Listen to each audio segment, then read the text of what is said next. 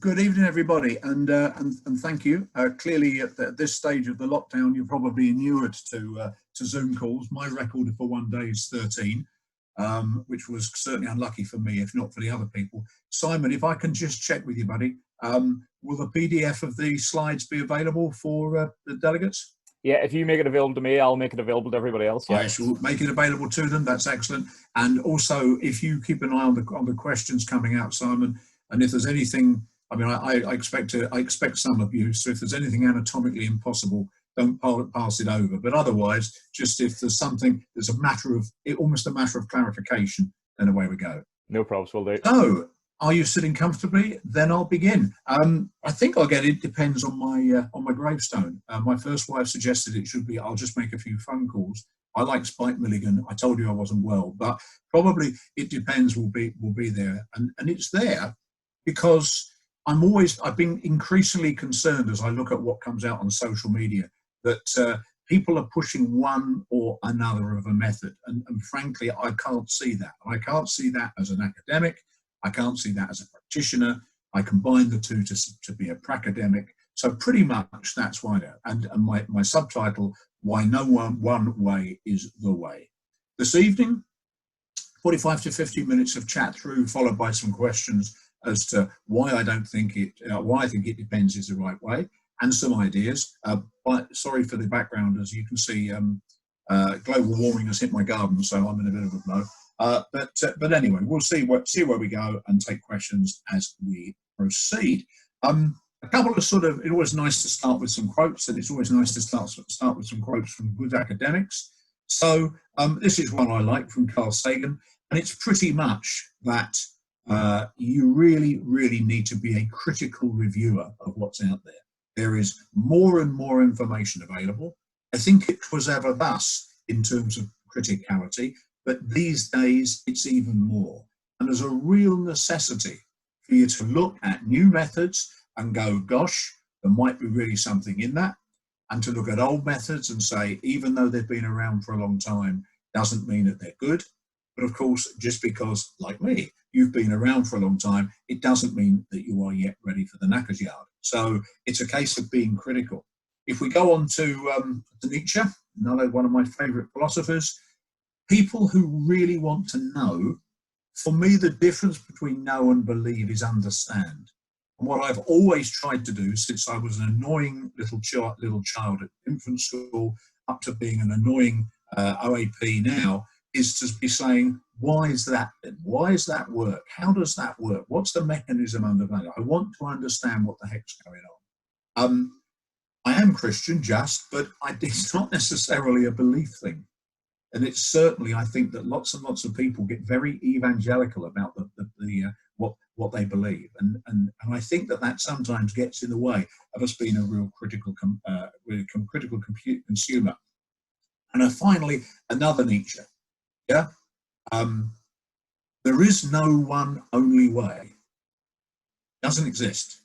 And the more I study, the more I'm convinced of that. There are more or less tenable explanations. I'm very much into martial arts. I love the Japanese saying, if you meet the Buddha on the road, kill him, which is I get a bit fatter and I get worried about. But really it means if you're turning around and saying, this is the way to do it, and if someone tells you that, they're talking with forked tongue, because there isn't the one way. And I'd stand corrected if Richard Feynman is online, but otherwise, that's where I'd be going. So with those sorts of, with that backdrop, ladies and gentlemen, as where we go, are you sitting comfortably? I will begin, and we'll go through a two-part presentation. In the first part, I want to cover some important principles. I want to talk about this strange biopsychosocial word. If you've had the misfortune to hear me before, you'll have heard me wax lyrical on this. This is pretty important. It's actually not often considered in motor learning terms, but it's really, really important, and it's a great Scrabble score as well. And that takes me on to the work of Mostyn and Ashworth. This has been around for quite a while, but again, very, very applied. Certainly used in teacher education, should be used more in coach education, and away we go. And then the tension between, that, because as your athletes, your clients, the pupils, your children, whoever you're teaching, there's a balance, a tension almost between what they want and what might work best for them. So away we go. Why do I start this presentation with a slide on starting and stopping smoking? I do it because I want to tell you that most things about humans are biopsychosocial, and smoking commencement and cessation is one good thing. In that diagram, it's a brain dump of factors why people might start and stop. There are some biological factors. Susceptibility to nicotine, for one. Yeah, how susceptible is my body to that drug? There are psychological things in there, like my self-esteem, my self-image. How do I look at myself? How would I go? And there are social things in there, the social attitudes and norms, the support or lack of support around me, what the media say, what the promotion says, social disadvantage, all sorts of reasons. So pretty much, if I was doing a Zoom presentation now to a bunch of health educators, as a bunch of coaches, I'd be saying, look, if you want to do something about this, if you want to actually try and stop people smoking, then you need to recognize that just doing something biological, say Nicorette patches, or just doing something psychological, say running an advertising campaign that if you stop smoking, your breath won't smell and you'll get more girlfriends or boyfriends, or just doing a social thing that says actually this will be good for your family, wouldn't work. I use them in combination, and actually it's the biopsychosocial combinations that are most effective. So this applies to sport because it applies to every single dimension of human behavior. There are biological things, lost a bit of weight since the photo was taken, but there clearly are biological imperatives that say that at my size, I was better as a prop forward than I was as a cross-country runner, and at Simon Toole's size, and of course his intelligence, he wouldn't want to play up front because it's bad for your complexion and he's far too intelligent. But there are biological imperatives to sport. There are also psychological imperatives to sport. So this couple here had a very, very successful last games, 10 gold medals between them. Yeah, clearly something in the bread. They've just had a child, so we'd better start signing that child up pretty damn quick using the latest UK sport. Sign them in the womb talent transfer schemes. That'll be sensible as well. And of course, there are social things. That's me at the back left. We're all so ugly we have to cover our faces. My point here being that when you're part of a team, a squad, a group, a family, whatever it is, if it's a good and supportive group, you don't want to let them down. They don't want to let you down. So what you get is the biopsychosocial echo of all these points here as to why people want to act in certain ways, why they're choosing. So what does that mean for coaching or learning, actually?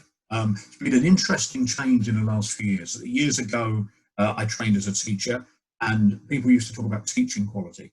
And now I think very sensibly, they talk about learning quality. So it's not how well I give a lesson, it's the effect that has on my pupils. So again, paraphrasing into coaching, and I see an awful lot of overlap between teaching and coaching, but in paraphrasing to coaching, we're saying it's not how good the session you do is, it's how well that fits what you were trying to do. In other words, how much it changes or it generates change in your athletes, and that's what we're after. So from a biological point of view, pretty much, if you like, the way the brain works, how information gets coded, all sorts of different theories, all sorts of different elements. Memory coding, the extent to which you gain a memory representation, an internal representation of what's going on. Ecological dynamics, which clearly has lots to offer, which wouldn't have mental representations. Perception action coupling, a very, very sensible explanation for how we're handling quick moves like dodging an incoming punch or taking a slip catch.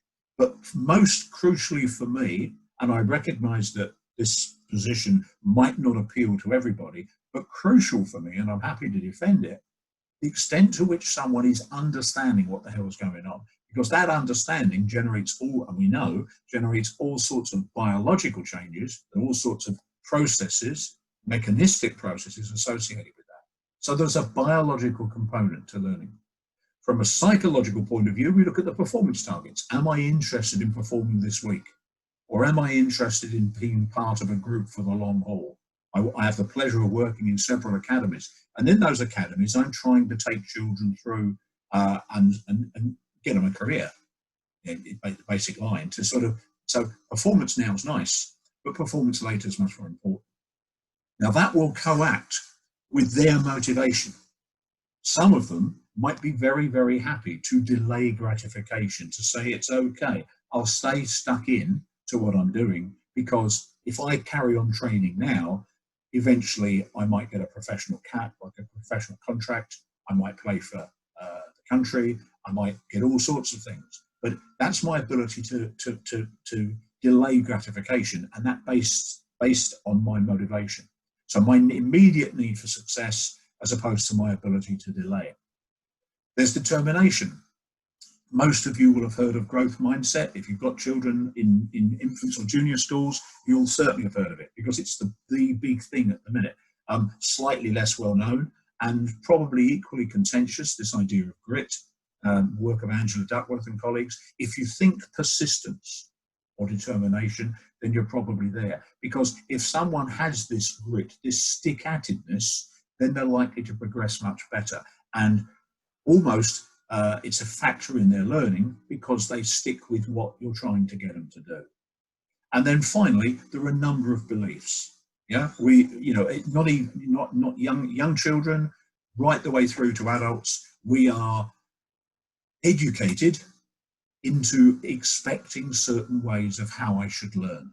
I've done a lot of work in golf. I can't play the game. I'm absolutely cussed useless. But one of the interesting things is how a learner, golfer, values or evaluates the professional that she or he is being coached by. And very, very often, they evaluate the coach on the amount of information that she or he's provided. In other words, how much they talk, as opposed to the behavior changes that they've generated. And that's an interesting construct. And what it says to me is that learning very often depends on how we perceive the coach, and how we perceive the coach is based on how I think I should learn. So there's a lot of psychological stuff going on. You then move into the social realm, and then we're talking about what the parents think. We're talking about what your peer groups tell you, both in and out of sport.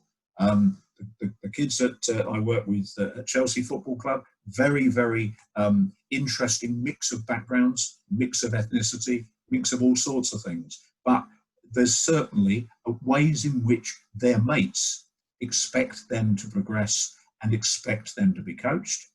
And then finally, you then of course get the norms of the sport.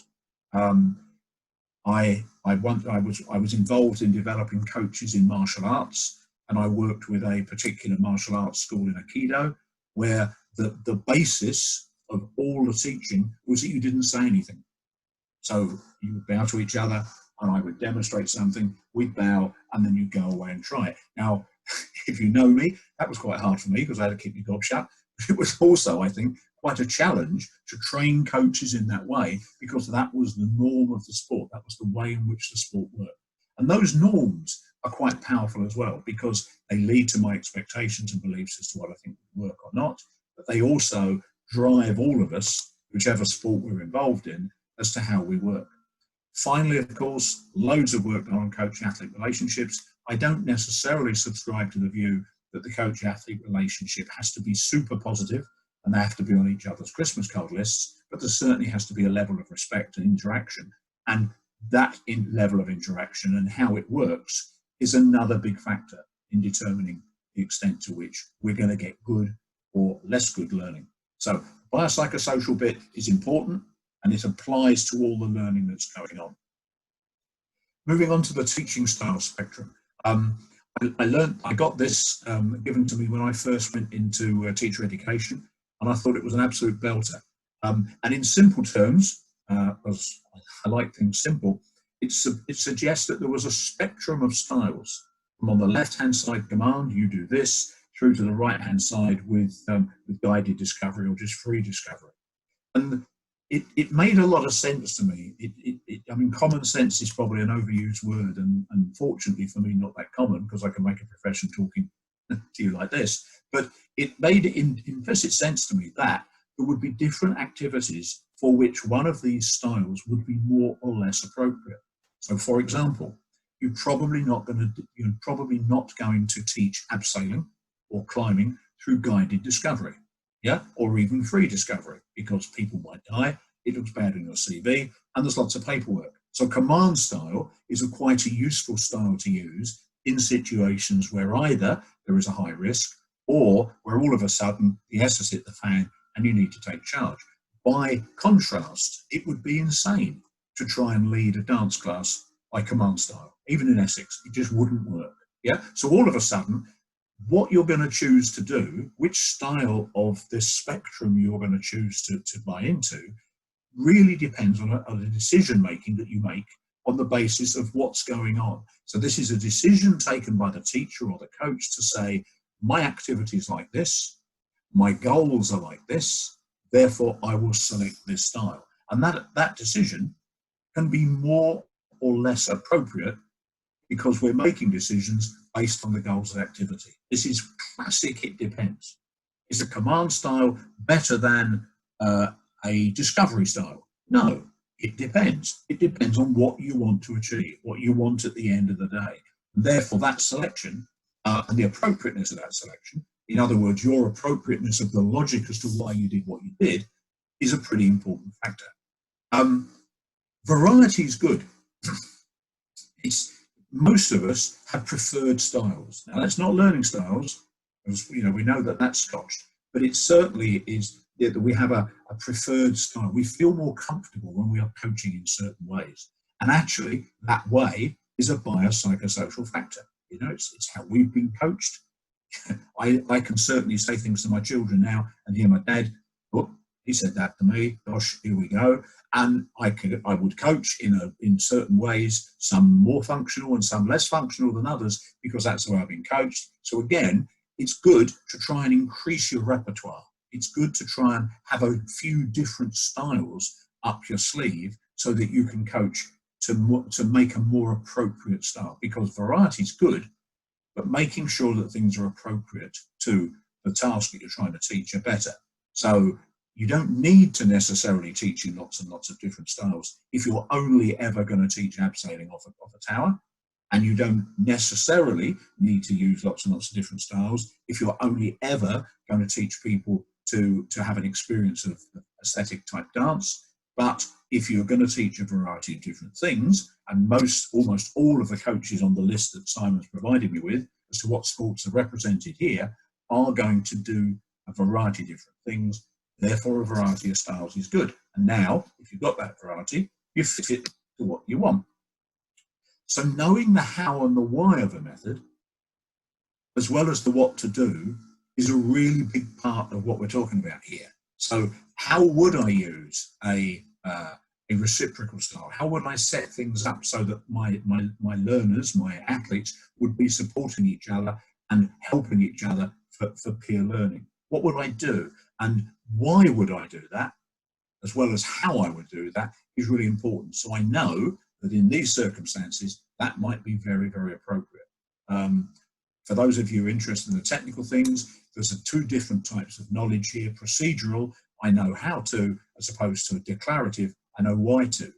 So what you'd like are people having quite a good grasp of the why as the way they were going to do things. That works a lot more better.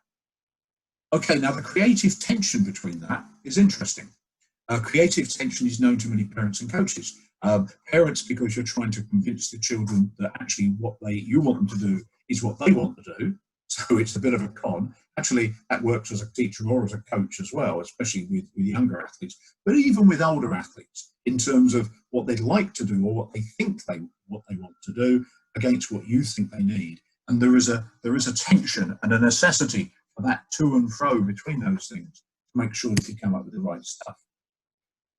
So the best way to learn, the best way at best is quite you've got to be careful with that word, yeah, but there might be several bests. Just like I've been waiting all my life for Mrs. Wright, there might be several Mrs. Wrights, but don't tell the current Mrs. Collins that, but there would be several Mrs. Wrights, and there would be several best ways. And so that best way is a combination of all these factors that we've talked about. To name a few, what they want. So what are your athletes turning up wanting to get out of this session, out of this month, out of the next N years that they're going to be with you? And when do they want it? Sounds like one of those slides. What do we want? When do they want it? But when they want it, for example, we'll talk in a minute about how quickly they want that success is again a big factor. And the extent to which you can convince them that practicing with you for the next year and a half is seriously the best way to get an Olympic medal, yeah, as opposed to, yeah, but I want to run quick now. And that when and what all of a sudden now co-act. That means that we will also come up with the most appropriate method. We'll be turning around and saying, look, for the type of skill I'm trying to teach, what they want, when they want it, what I've got available, etc., there will be a most appropriate method or some appropriate methods from which I can select based on my psychosocial type criteria. How I get on with them, how old they are, how old I am, where we are in the season, etc. And then finally, there's going to be a lot of biological, i.e. skill acquisition considerations. What you might have expected to get when you tuned in tonight, don't worry, you're going to get some of it, but the whole point is that because learning is a social is a social function, then you ignore the psychosocial elements of this at your peril. It won't work as well as it could do if you don't consider those sorts of factors as well. So the best way to learn is going to be impacted by all that lot. That's fine. Even after all that, it still depends, and it still depends because whatever technique, and I'm very grateful to my friend and colleague Anya McNamara for this little slide, because what you do might have very, very different effects. Another one of my colleagues, Robin Taylor, and I have recently finished, he's finished a doctorate looking at siblings. One of the studies that he did looked at monozygotic and dizygotic twins. And the fascination was that two identical twins, there would be two of them, wouldn't they? Sorry about that. These identical twins in the same sport, the same age, clearly the same family background, would react very, very differently to a given set of circumstances. Now, some of you will probably not be surprised at that, but what it means is that you might make your judgment. You might go all the way through that list and go, okay, I'm absolutely kosher. I've done all the work. I've done dual process, and I've got the optimum recipe. I've got the optimum method for coaching, but I'm going to have people in my group, and some are going to hate it, and some are going to love it, and oh my gosh, my golly. So even then, even when you've done all that planning, and even when you've done all that thinking to come up with what might be the best method or the optimum method for that circumstance, you've got to recognize that for all sorts of reasons, what side of bed they got out of this morning, whatever, people are going to react to it differently. And you better be clever enough to monitor it and to be able to tweak it so that it depends is an individual by individual difference as well as a group by group, activity by activity, sport by sport type thing. What else we got? I'm convinced when I start trying to debate with people about how the best way, the biological factors through which people learn. And again, those of you know my work. I have a sort of an ongoing, shall we say, friendly argument with some of my colleagues about different methods that are proposed on both sides of the sort of the ecological systems cognition divide. But I've always been fascinated by how, if you take people and you put them in a situation and say, hey, learn, but there aren't any coaches there, how will they learn? Now, this isn't a sort of a, what's the sound of the tree that falls in a forest when there's no one there? This is actually a pretty, a pretty important question. Now, of course, people are affected by their social setting and their psychosocial setting, and how they learn, or how they practice at least, is very likely to be guided then by their values, by the norms of the sport, etc., etc. I've had the pleasure for the last sort of year, and we've just finished a study for about a year and a half of going to skate parks and interviewing young skateboarders, on how they learn. Use of demonstrations, use of questioning, use of peer coaching, use of internal representations to generate imagery, Yeah, and this slide, which for me sums up, it's not, it's, you know, clearly it's an assembly, but the amount of persistence that these Generation Z kids are showing is much, much higher than what they're supposed to do by their stereotype. They get stuck in, they injure themselves.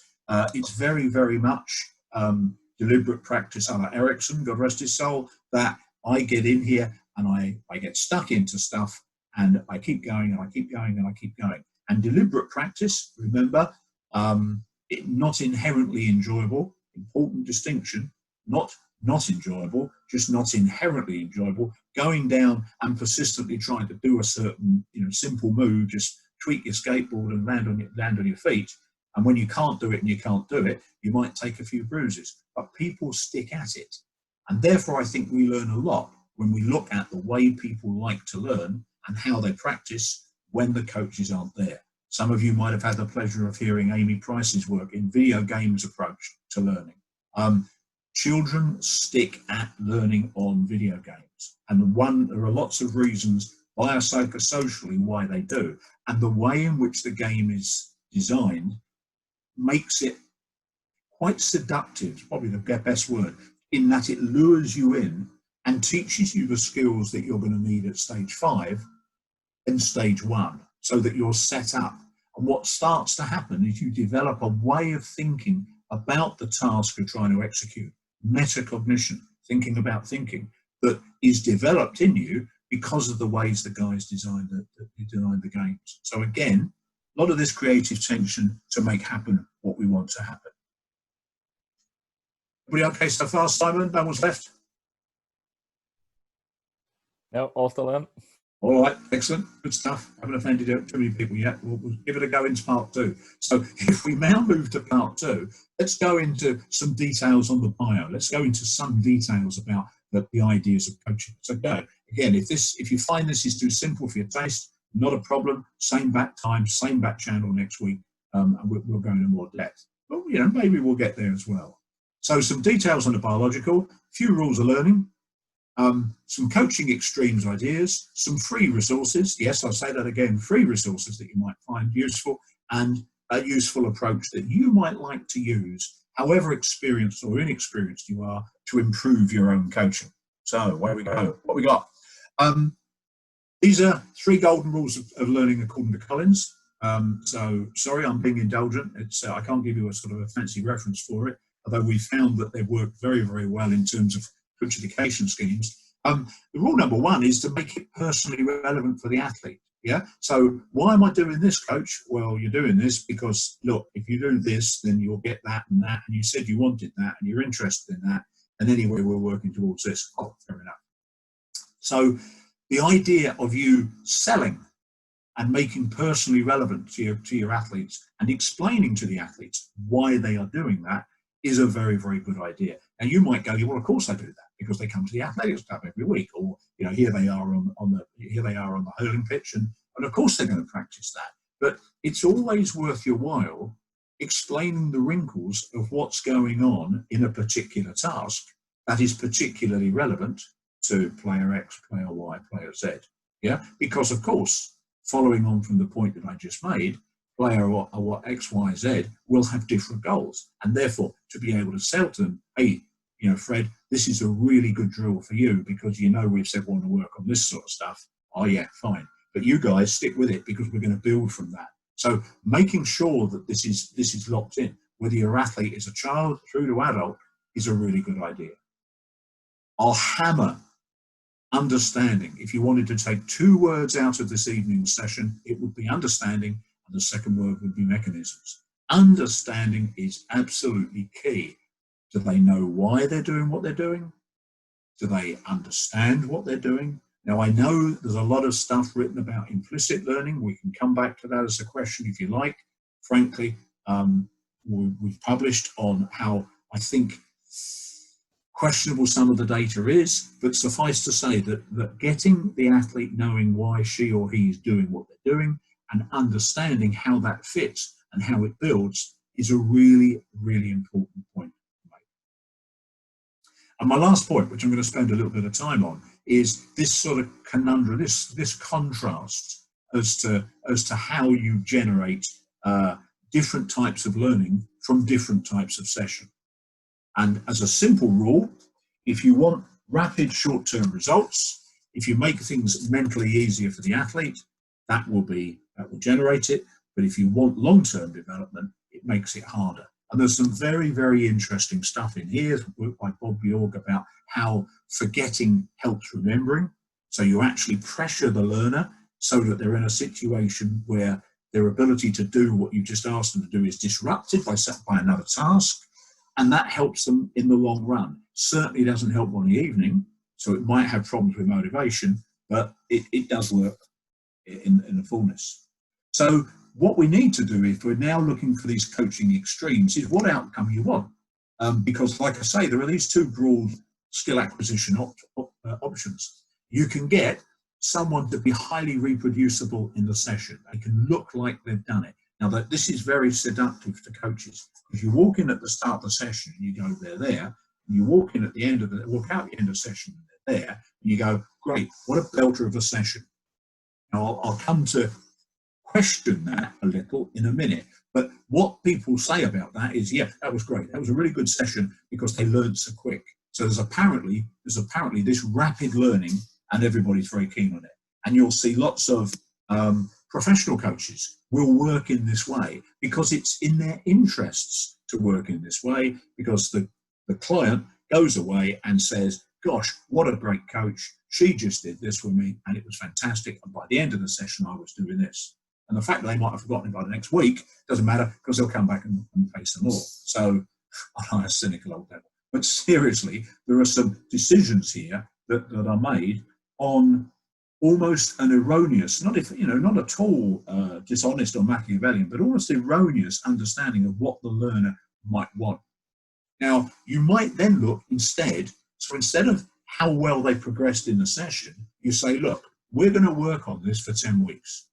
And across that 10 weeks, this is what we're going to do. And your improvement might not be like that, because everybody knows about non-linear learning. Actually, whoever said learning was linear? Well, actually, if you stand far enough away, of course, it isn't that linear, because you start there and you get there. What you do on the way up is secondary. But you might go at the end of that 10 weeks, you'll be okay with this. Yeah, you're going to be able to remember what you've learned, and you'll be able to take it and transfer it to someone else. So if I've learned an air shot in hockey, if I've learned a particular kick or pass in Gaelic or whatever, yeah, I'll be able to take that technique and transfer it to another. Now, I'm suggesting to you that actually better learning is probably not the right term, but hey, I've written it on the slide, but it's probably not the right term, because, of course, apparently rapid learning might be great. If, for example, I'm on a ski holiday, all I want to be able to do is to stay upright for the week, do a few runs, not break my leg, and have a good time at the disco on the last night. In that circumstance, rapid learning would be really good. And I'm not particularly fussed if the following year, when I go on skiing a holiday again, I can't remember much. Whereas if I'm in this for the long haul through Beijing and into the next Winter Games, then I am fussed about my ability to retain and, most importantly, transfer the stuff I've learned. So better learning, all right. Quick learning, longer learning. Let's go with that. Anyway, a practical example. And a practical example that I go back into history for this, but I go back into an accurate historical situation. In London, there used to be a thing called the Great London Council, God bless them, and they arranged for every kid in every junior school to have swimming lessons. And what they used to do was they'd say, right, so school X, you're going to go every Monday for 10 weeks. And school Y, every Tuesday. Yeah, so you're the Mondays, you're the Tuesdays, you're the Wednesdays, you're the Thursdays, you're the Fridays. Every week, away you go. And this was a problem because the kids forgot what day they were swimming and didn't bring a kit. And the bus drivers forgot which school they were going to. So that was a bit of a arseache as well. So eventually someone said, let's not do that. Let's not spread that practice out. Yeah, they're getting one session a week. Let's do this instead. Let's just put all 10 sessions into 2 weeks. So you guys, School X, you're going every day for the next 2 weeks. Now, School Y, you're on for every day for the next 2 weeks, and so on and so forth. Everybody got 10 lessons, same amount. Bus drivers knew where they were going. Kids knew they were bringing swimming courses every day. Everybody was happy. And the really good thing was that everybody was commenting to each other at how much progress the children showed in those 10 sessions. That in that 2 weeks, they really came on because they've got a block of practice and they really improved fantastically well. And that went on for 2.5, 3 years until some bright spark said, have you noticed how many of them can't swim the following year? What a bummer. Because the whole point, or one of the points of teaching them to swim, was that they didn't drown, little darlings. So in actual fact, what they then realised, and they actually went to the applied psychology unit, the APU at Cambridge, and one of the guys there said, well, of course, because you're using block practice. And blocked practice is great for rapid learning, but distributed practice, spreading it out so you get a session once a week, is much better for this retention transfer. If you do your learning like that, you'll actually remember it. So all of a sudden they went, oh gosh, and they changed back. And these sorts of effects have been demonstrated. If you remember when postcodes came in, everybody in the post office had to learn to type. And people learned to type better by distributed practice in the long run, but they got so fed up because their mates who'd done the block practice learned quicker and were taking the rise out of them. So this is very, very applied, very, very practical, and very, very well demonstrated effects. That if you spread out practice, it tends to increase the retention and transfer of the knowledge, whereas if you block the practice, you get quite rapid learning, which is great if that's what you want. So if I'm on my ski holiday, that's what I want. Yeah. If I've got an exam coming up, a test coming up in 2 weeks, that's what I want. If, God forbid, I was asked to go on Strictly Come Dancing, God knows who'd dance with me, but if I was, that's the sort of thing I'd need, because I've got to improve from being an absolute nonsense dancer to being a good dancer in pretty quick fashion. I don't need to worry about retaining and transferring it after the end of the series. And there are several effects like that. There are several effects where we get these differences between these two extremes of method. So scheduling, if I block my practice, if I put all my practice together, that gives me this rapid learning with quick improvements. If I want to get the better retention transfer, I spread it out, or I mix it up by mixing up practicing that skill with lots of other skills. Lots on that. We can go into more detail on that in questions or next week. But a similar effect for knowledge of results, or in English, feedback. If you give lots and lots of feedback, then you get rapid improvement. But it generates a dependency in the learner on the coach giving. So how was that? How was that? How was that? Yeah, and that's come to be known as KR crutch. I rely on. I can't suss out for myself how well I've done because all I'm doing is waiting for the coach to tell me. Whereas if you decrease the amount of frequency of feedback, say, well, you tell me how it was, or I give feedback every 3 or 4 tests, or I give you, yeah, you're okay, you're in the ballpark, carry on, and then I tighten up my bandwidth for when I would actually raise something. All those, if that does the same sort of thing, I get this better retention and that transfer learning. Demonstrations. Demonstrate. If I am the expert, God help us, if I'm the expert, I say, I want to make it look like this, fine, that will give me a rapid improvement. Yeah. But if I was to show lots of different ways of doing it, what we call a coping model, or I was just to try it myself and look at the video and play around with it a bit, yeah, almost a sort of a self-organizing way of fashion, then that will work. And then finally, my apologies for the spelling mistake, it's not a learning experience, yeah, but the learning experience here, if it's very directive, if I'm in charge and I say, hey, we're going to do this, we're going to do this, we're going to do this, then I get this explicit sort of coaching and things change quite quickly.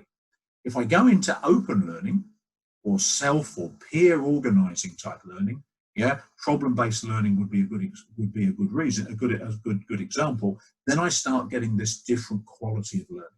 Yeah, and not, please, please, please don't misunderstand me. I'm not saying the one on the right is better than the one on the left. It probably is for most of us because of the type of coaching we're doing. But if I'm doing a come and try it event, I'm going to go to the stuff on the left. If I did a come and try archery event or judo event or whatever, I'm going to go for some rapid improvement so that the kids can come in and go, oh, she's good, I can do this. And I can, I see this with lots of my daughters now trying shooting, rowing, whatever. When they go and try it, that's what they're after. They come away and go, this is good. And once they're hooked, then we can swing across to the other way. The immediate question that is on many people's lips is, can I combine them? And the trouble is, you can't get the best of both worlds. It's actually, very often, you get the worst. But that doesn't mean that I can't combine them for different purposes. So it doesn't mean, for example, if I've got a big game on Saturday, then Tuesday, Wednesday, Thursday, I might work using the rapid learning type techniques to get one of my players ready for the challenges she or he's going to face that weekend. I might then switch back to the better learning, the better retention transfer for the sort of the longer haul. Again, more of this next week. We talk about the nested goals, like in Russian doll, one inside the other, one inside the other, yeah, as to what we're trying to achieve. But again, you as the coach, you're going back to saying, what do I want? What are the outcomes I want from this session? Yeah, okay, I want to generate that session. Let me choose my learning tools. Let me choose my teaching style, etc., and then we'll see what we got. So the big free word, yippee yippee. Couple of free resources. I'll give you the reference for these in a minute. Yeah, but there's lots out there, and there's lots out there that considers, from quite a practical point of view, the process of learning. The one on the left-hand side, I'll give you the reference for it in a minute, from a Cambridge study on academic learning, but lots and lots of good stuff that works. I have yet to see compelling evidence that says that learning in a classroom academically is that different to some of the skills that you're trying to learn as well. So there's some good stuff there. And you can see here my colleague Harry Castle and I spreading the gospel of it depends for the PGA, the Professional Golfers Association. So the resources are out there and they're both available. But a technique that you might like to try, and this comes from the basis of some work that we've done called professional judgment and decision making, which is basically, if you like, the embodiment or the operationalization of it depends. So what we're trying to do here is to get people to a situation where they recognize that there are a number of different options and they can recognize why they might take one option as opposed to another. So pretty much you ask yourself after a session, not every session because you get bored with it, or your mate does, you co-coach with someone and you say to them, so what did you do? I used this method. Okay. Why? Oh, because da, da, da, da. Okay. What alternatives did you consider? What other ways of coaching did you think about? Well, I could have done this way, this way. Okay. What would have changed in the initial situation to make you choose one of those options? Why would you, what would have made you change to one of the other alternatives? And then finally, when and how will you discover whether you made the best decision? Will it be 3 weeks, 3 months, 3 years, 3 days, whatever, how will you know? And if you apply what we call the big five, and you don't apply it all the time, like I say, that would be very, very tedious. You apply it every so often. What that does is it forces you, and it forces you either internally or externally with your mate or your boss or whatever in a coaching situation to say, how could I have done it differently? And why might I have done it differently? Doesn't mean you're right. And if she or he says, oh, no, you should have done it this way, doesn't mean they're right either. But you'll learn an awful lot from the debate as to which way you should have done. We've been using this very successfully in outward bound schools in England for the last year and a half. A colleague of mine, Lowell Collins, no relation, been using this with outward bound instructors, with outward bound heads of coaching and heads of centre, and it's worked very, very well. Been doing some work in there with rugby, a variety of different sports. It works, and it works because it it encourages you, it requires you, damn it, to think about alternative ways of doing it. And if you find that you're always teaching the thing in the same way, then I'm not going to say you're wrong, but it's probably suboptimum for some people some of the time. And hopefully the stuff that I've gone through tonight, helps to make that clear. So in summary, what have we got? Really sorry, there is no one way. It depends, and knowing what it depends on, that's the crack. People seem to object to it depends, and I found that difficult because it's the simplest and most obvious and the most bloody complicated law of coaching you'll ever get, because it's that what it can depend on, and I've given you a very, very quick tour through it tonight, is quite a lot. But if you can understand and cater for all those it depends factors, then by gosh, your coaching inevitably will be more effective. And the factors include the biopsychosocial setting, the person and how she or he fits in the social setting, and how she or his learning style fits with, with styles fits within with what's going on, the nature of the skill task, that was the Mostyn and Ashworth stuff we talked about, the teaching style spectrum. I've emphasized learner understanding as being absolutely crucial. Happy to debate that. Really, really important that people know what the flip's going on and why. And I have to say it, avoid like the plague, the do it like this. It says so on this card. Do this. This is the way.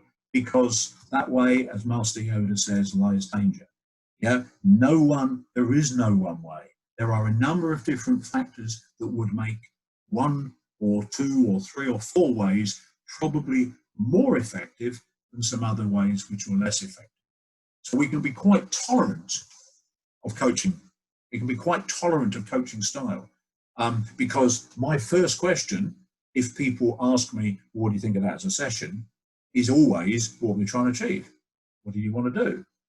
Because unless I know, I can't pass comment on it. So please, please, please be very, very aware of the why and avoid like the plague that this is the way, because they're probably trying to flog you something. Free and not so free resources. That front page was from the Cambridge International Teaching Toolkit, free to download, help yourself where you go. The teaching style spectrum was from the Mostyn book, Teaching Physical Education. Yeah, it's PE, but by gosh, it's a classic and it's free. Thanks, Jamie Taylor, for the clearly if there's anything free, he'll have it away because it's not screwed down. But there's the link for it. And then there's this marvelous book, Talent Development Practitioner Guide. In there, Anya and I do go through all this sort of stuff. You can rush out and get a copy from Amazon or whatever, or you can wait because there's another version coming, a new version with some additional stuff coming out at Christmas. But all of those, free and not so free, will give you some sense of this it depends approach. So I think that's me lot. After it's about 5 to 9, so that's quite enough. And it's time to chat. Finish with a bit of Kipling. That's Rudyard, not the man who does the cakes. And that's to emphasize how important you are as a role model to your athletes. Yeah, they will pick up all sorts of stuff from how you act, from your non-verbal communication, from your verbal communication. You can set and drive an entire culture on how you act. And I think if you look at some of the lovely pictures of, for example, John Wooden coaching and how he communicated with people who were at least 3 foot taller than him, in terms of this is the way to work. Anyway, thank you very much indeed. I shall stop sharing.